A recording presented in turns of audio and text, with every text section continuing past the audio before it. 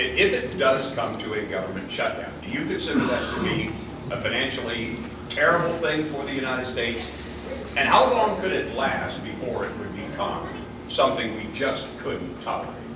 What we're talking about when we talk about shutting down the government is only those non-essential services. Emphasis on non-essential services. So let's take that and park that over here, okay? So that's government shutdown, non-essential services. If you listen to the rhetoric coming out of the Republican Party, whether conservative or moderate or liberal, what have you, you would think that Obamacare was going to be absolutely cataclysmic in its consequences to the economy.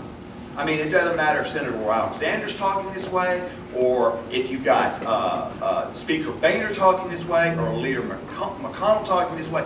Every Republican in the United States Congress talks about Obamacare. Indeed, now we got Max Baucus, Democrat from Montana, Senator from Montana, talking about it's a train wreck. So most people in Washington say, A, it's not ready for prime time, and B, if it ever does get ready, God help us if it does, it's going to wreck 1/6 of the economy. It's going to cost jobs. As a matter of fact, Home Depot is sending 20,000 people off of their health insurance and putting them on Obamacare. We've got the Cleveland Clinic laying off 3,000 people. We've got Vanderbilt laying off over 1,000 people. So it's costing jobs. It's reducing health care. It's raising health care costs. This is what we know. And we're saying, now, we're talking about that in comparison to what? Non-essential services for a couple of days?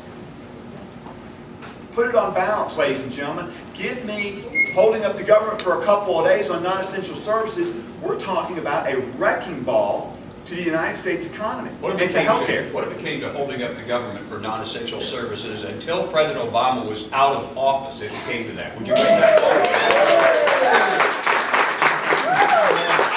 I certainly would be willing to take a strong look at that, because what we've already found is that remember the sequester that was going to wreck the economy?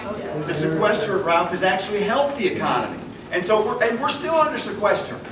And so, I mean, it may have marginalized some things, but we've learned to adjust, and Americans are very good at adjusting. I think we would adjust fine. I think if we're going to talk about something that is as bad for the economy as everybody says it is, then the Republicans need to line up behind Ted Cruz and Mike Lee and stand with the continuing resolution that defunds Obama.